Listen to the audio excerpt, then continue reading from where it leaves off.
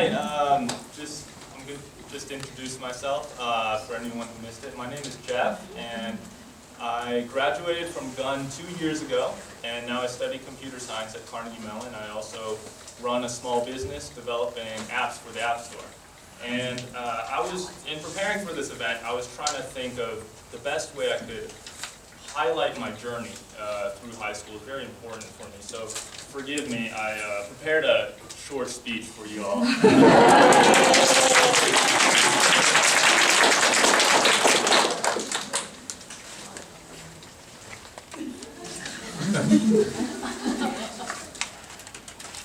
For a man to be a great man, you've got to have a dream.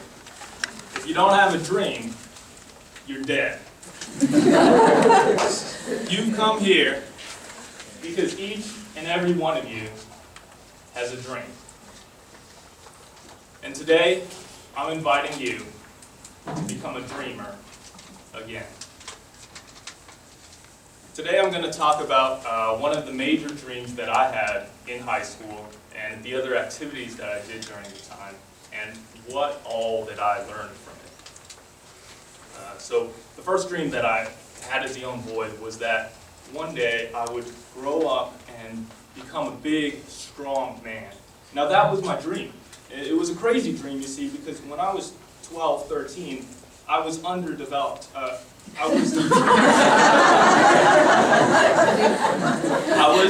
was a studious kid, but I was very small. It was easy for me to do schoolwork, but it was very hard for me to do a push-up.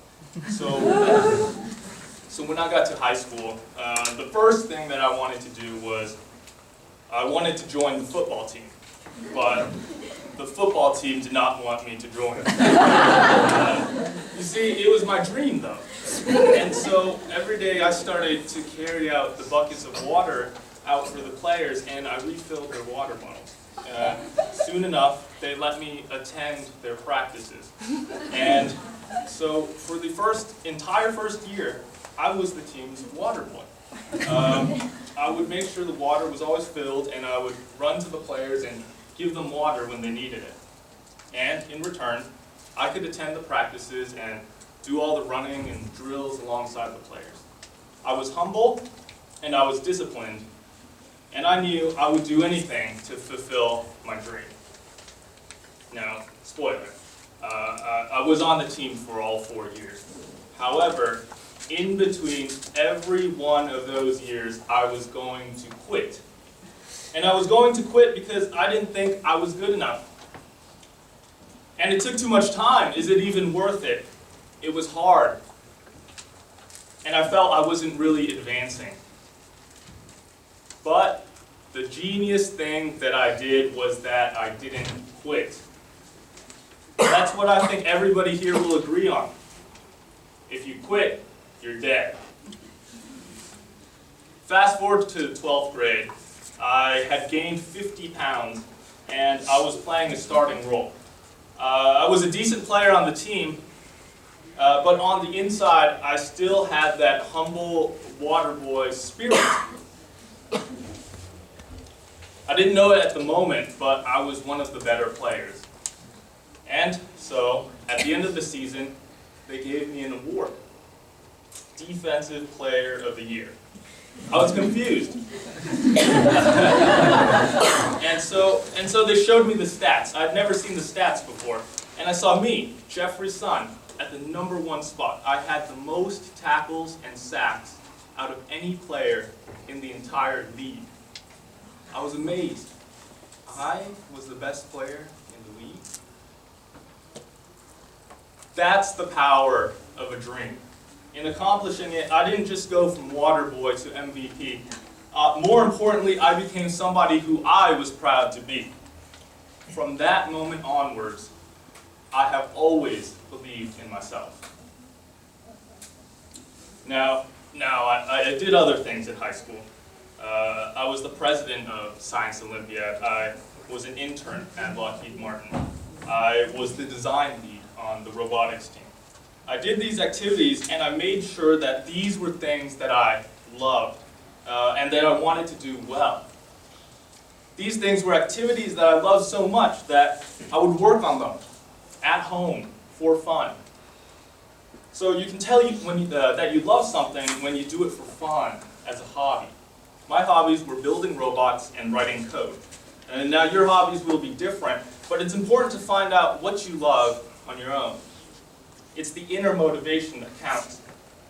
Tiger Woods said, "My father has never asked me to play golf. I asked him. It's the child's desire to play that matters, not the parent's desire to have the child play." So it just goes to show that it's your own motivation that counts. Nobody can substitute that for you. Nobody can do push-ups for you. Nobody can dream for you.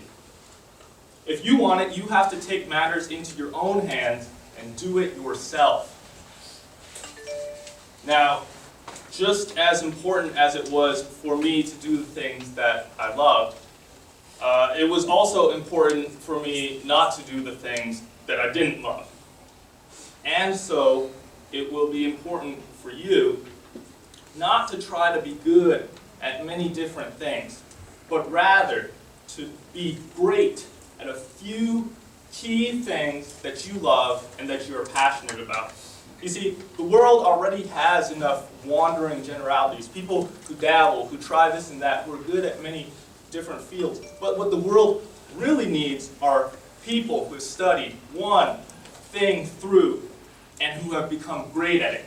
Meaningful specifics, like you and me. And the only way to be great at something is to love it, and you know you love it when you're doing it for fun.